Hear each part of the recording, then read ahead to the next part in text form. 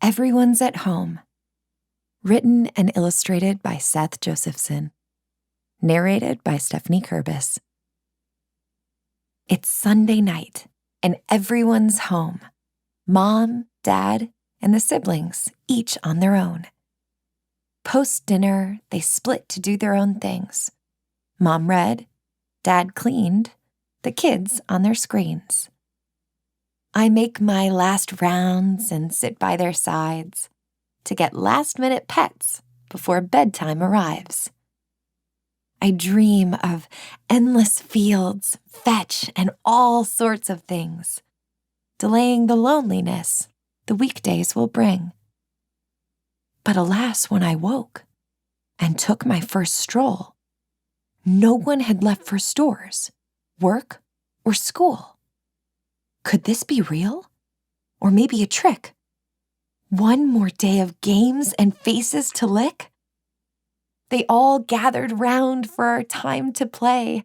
I wish this could be every day.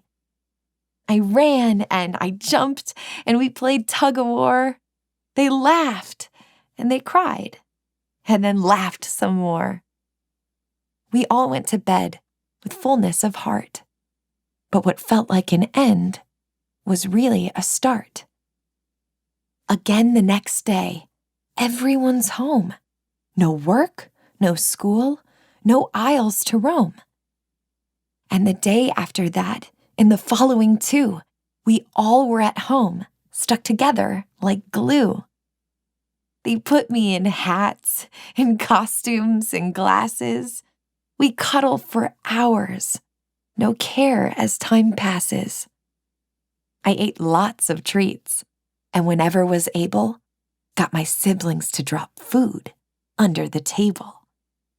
We worked in the garden, and I helped a lot, and for my service, a bath's what I got.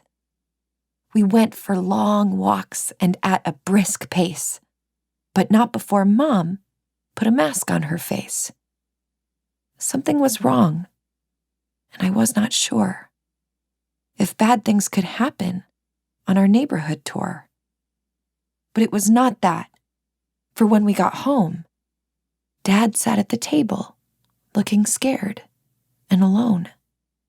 The TV was loud, full of voices and shouting. The kids in their rooms doing schoolwork while pouting. What's going on? Why is everyone sad? Is being home with the dog really that bad? This went on for days, or maybe for weeks. Tired eyes and frowns replaced once smiling cheeks. My pets had decreased. The treats had slowed down.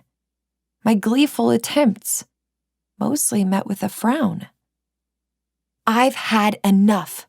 No one else I can count on. I planned one last act of desperate rebellion. I knew there was one treasure my family did hoard.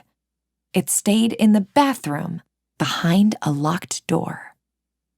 So I busted in, and there did I find a roll of white gold ripe to unwind. I tugged and I pulled and I wrapped myself up. I will show them the true might of a pup. I ran down the stairs to show off my prize, and then they all noticed strange looks in their eyes. It took just one moment for me to see my act of rebellion was acknowledged with glee. It started with Mom, who followed my lead and wrapped herself up with 2 rolls of teepee.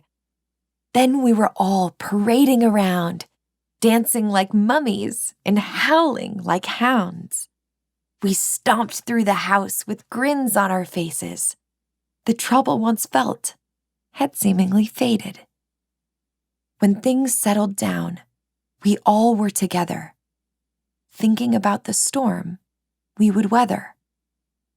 And though times were tough and scary and sad, one little act made things not so bad.